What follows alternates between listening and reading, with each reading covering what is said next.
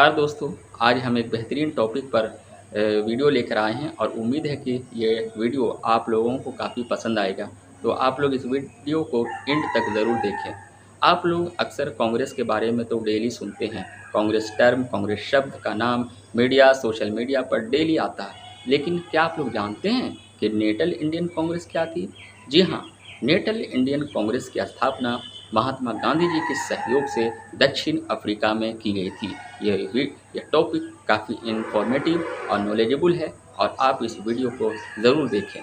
तो natal Indian Congress की स्थापना क्यों की गई थी, इसका क्या उद्देश्य था, इसको जानने से पहले हम थोड़ा सा पीछे यानी इतिहास के पन्नों पर नज़र डालते हैं।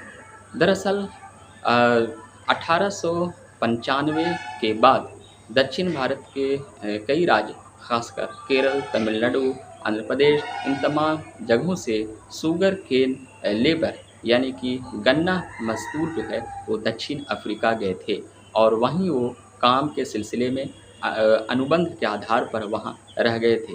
पर वहाँ दक्षिण अफ्रीका की सरकार इन मजदूरों के साथ अन्याय कर रही थी। कई ऐसे कानून बनाए थे जो वहाँ के भारतीय मजदूर थे उसका विरोध कर रहे थे।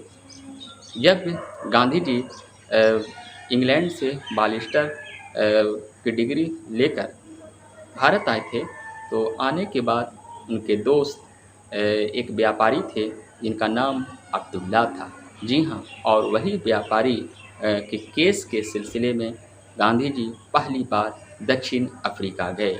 दक्षिण अफ्रीका में जब वो गए तो वहाँ के मज़दूरों की जो दशा देखी उससे उन्हें रहा नहीं गया और उन्होंने उसी टाइम ये दिमागों में यह ज़रूर निर्णय ले लिया कि मैं यहाँ जो भारतीय मज़दूरों के साथ वहाँ की दक्षिण अफ्रीका की सरकार बहुत गलत कर रही है, तो मैं इसके ख़िलाफ़ जो है आवाज़ उठाऊँगा। उनके जो मांग है उसको मांग को पूरा करने की कोशिश करेंगे।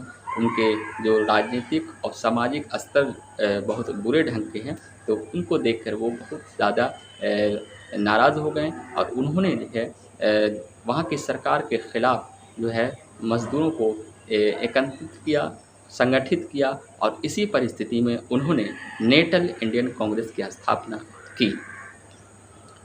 नेटल इंडियन या नटाल इंडियन कांग्रेस की स्थापना वहाँ के एक फेमस स्टेट नेटल या नटाल है, जहाँ भारतीय मज़दूर काफ़ी ज़्यादा बसे हुए थे। इसके अलावा और भी कई जगहों पे थे।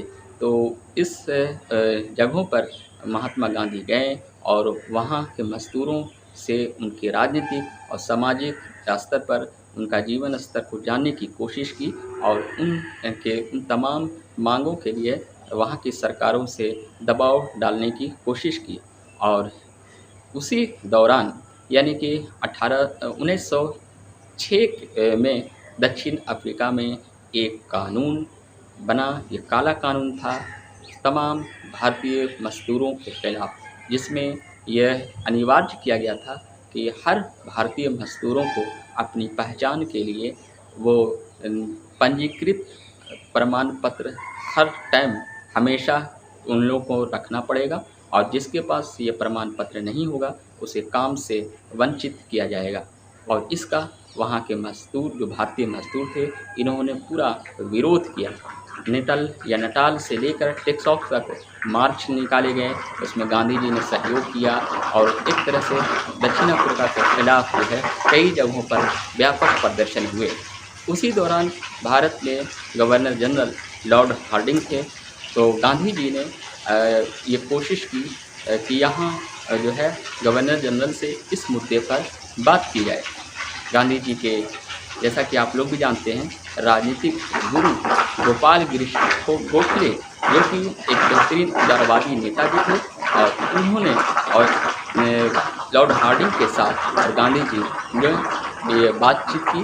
कई दौरों की बातचीत होने के बाद आखिरकार दक्षिण अफ्रीका की सरकार को इस कानून को वापस करना पड़ा और इससे जो है गांधी जी के सहयोग से यानी नेटल इंडियन कांग्रेस के दबाव से आखिरकार जो है इस कानून को वापस करना पड़ा और इससे जो है मज़दूरों की जो ये मांग थी उस मांग को पूरा किया गया। इसके अलावा वहाँ की सरकारों ने प्रवासी भारतीय मजदूरों को रोक भी दिया था, कुछ सालों के लिए, तो उसके खिलाफ भी आवाज़ें उठाई गई और नेशनल इंडियन कांग्रेस ने सरकार से इसका विरोध किया और गांधी जी ने इनका भी विरोध किया। इन तमाम ये दोनों जो काले कानून थे, इस कानून को जो है आखिरकार दक्षिण अफ्रीका की सरकार को वापस करना पड़ा।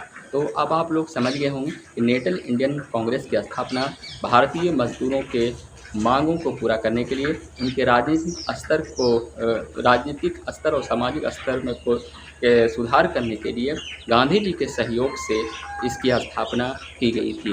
तो उम्मीद है कि ये इंटरेस्टेड वीडियो आप लोगों को बहुत पसंद आया होगा।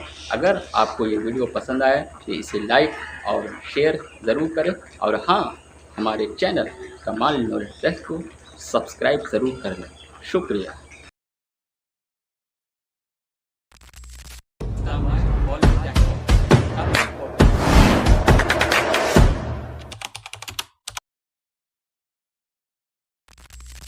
Tá mais.